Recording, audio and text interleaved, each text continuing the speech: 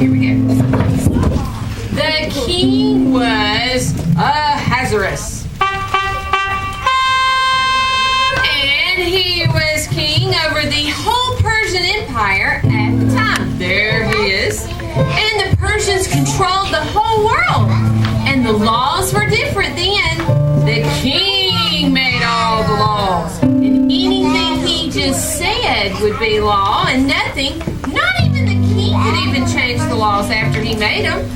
Of course, the king, like all kings, was the ruler over his kingdom. Everybody always did what the king said. Almost. One day, the king was having a big feast. And he had invited all the important people to come to the feast. That's what kings do. Have a feast and hang around with important people.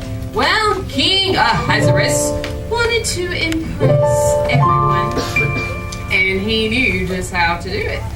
He would bring his queen, Queen Vashti, to the feast so everybody could see how pretty she was. So the king sent for Queen Vashti to come to his party. Bring Queen Vashti to my party so everyone can hear her beauty. So off went the servants to tell the queen the king wanted her to come to the party. But it wasn't long before the servants returned with bad news. The queen wasn't coming to the party. You're kidding! She's not coming! She can't do that! I'm the king!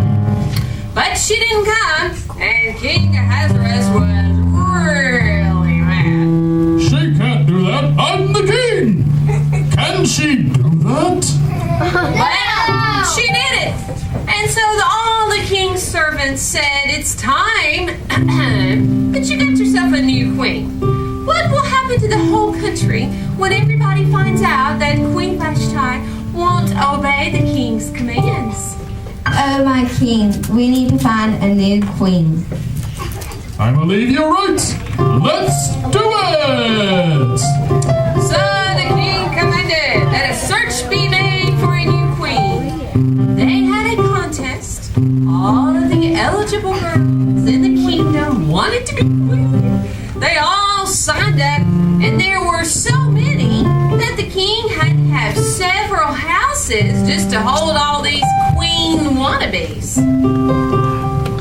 Well, one of the girls entered the contest was named Hadassah, but everybody called her Esther.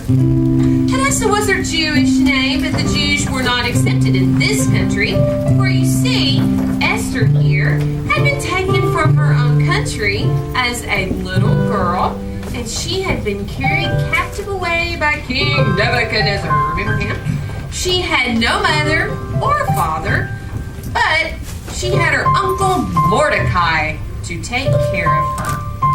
I want everybody to call you Esther, so I will no longer use your Jewish name. Why is that, Uncle Mordecai? The people in this land, they resent us because we're Jews. I want you to have the same chance as everybody else to become queen. So we won't tell anyone that you're Jewish. No. Whatever you say, Uncle Mordecai.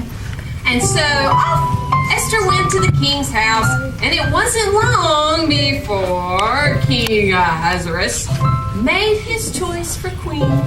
And he chose Esther above all the others and made her Queen Esther. Well, not long after Esther was made queen, her uncle Mordecai was sitting at the city gate. And a lot of people hang around this city gate, and Mordecai overheard these men, Bigthan and Teresh, plotting to kill King Ahasuerus.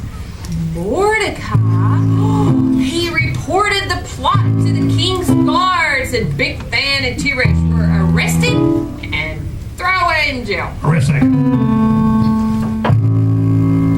Now, everything that is important gets written down in a big history book for the king. And And they wrote in this big book how Mordecai had saved the king's life, but no one said anything to the king about it.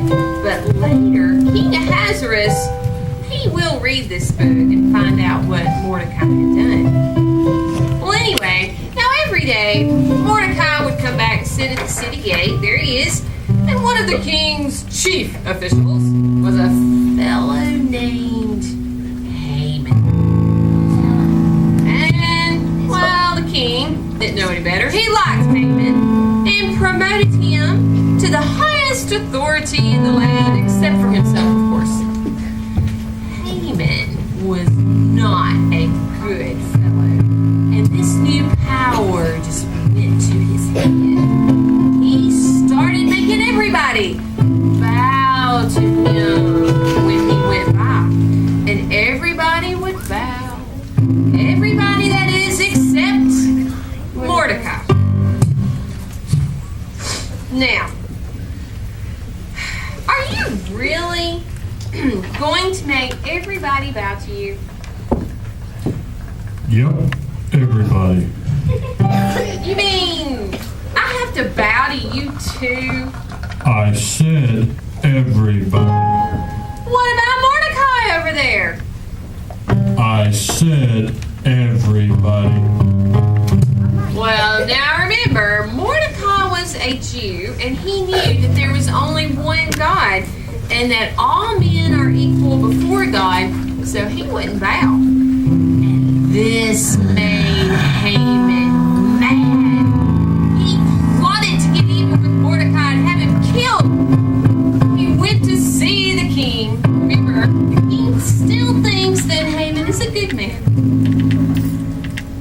O King Ahasuerus, there are a type of people in your kingdom who will not bow down to you.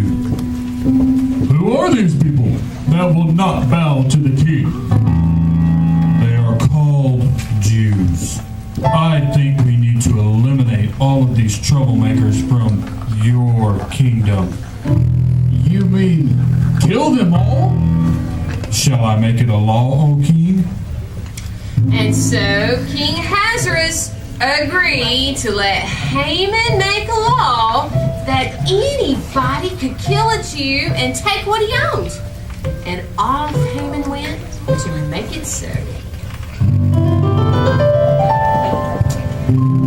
Well, now remember, Queen Esther, she's a Jew too. She had never told anybody, even King Ahasuerus, about this. And when Mordecai heard what Haman was up to, he sent word to Esther that they had to meet. Have you heard that wicked law that wicked Haman has made? No, what is it, Uncle Mordecai? Haman, he's tricked the good king Ahasuerus into making a law to kill all the Jews in the kingdom, and that's us. What are we going to do? Well, hey, I got an idea. You must go to the king. Go to King Ahasuerus and tell him you're also a Jew and the law will destroy you as well as the Jews. And he don't want us to destroy his queen. We're not going to want to do that, no. But I can't go to the king unless he calls for me. The penalty for that is death, unless the king chooses to raise his golden scepter. Well, look at it this way. You'll surely die as a Jew at the hand of wicked Haman if you don't go before the king and tell him. So off Esther went, and for 3 days and nights, she ate nothing, and she prayed, and then she went before the king. And King Ahasuerus raised his golden scepter, and then he said, What is it that you want, Queen Esther? You may have anything you desire, up to 1/2 of my kingdom. Only this one request, O king, that you and Haman come to a banquet I am preparing. Oh, and King Ahasuerus and Haman, oh yeah, we'll agree to come. Sure. So Esther returned to her queen's rooms, and Haman, evil Haman, he went home to tell his wife, oh, how lucky he was to be the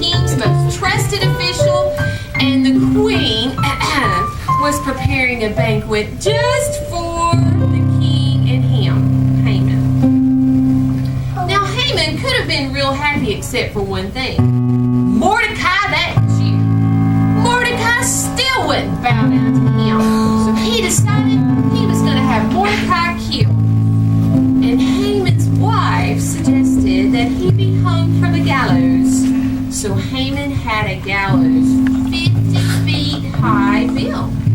Now Haman, he was pretty happy, thinking about how he would soon be rid of that old Mordecai the Jew, and he returned to the king's palace to attend the banquet Esther had prepared for them. Now Esther had the king and Haman seated at her table, and she began to tell them why she'd had them come. I know that King Ahasuerus would never do anything to bring harm to me, your queen. No, of course not. I would never harm you. But, King, you have allowed Haman to make a law that will kill me and the people, the Jews. No, I wouldn't kill you, Queen Esther. And the only reason Haman made the law was to get even with my uncle, Mordecai the Jew. I will change the law, and I will have Haman arrested for plotting against me. What did I do? You are wicked, Haman. You have built a gallows to hang my uncle Mordecai, the man who saved the king's life. Take Haman and hang him from his own gallows. So Haman was hanged, and King Ahasuerus then made Mordecai the highest official in the land. You know, we can see how God can control the lives of even the greatest leaders of the earth, kings and presidents. And God used an orphan Jewish girl to save her people because she was willing to give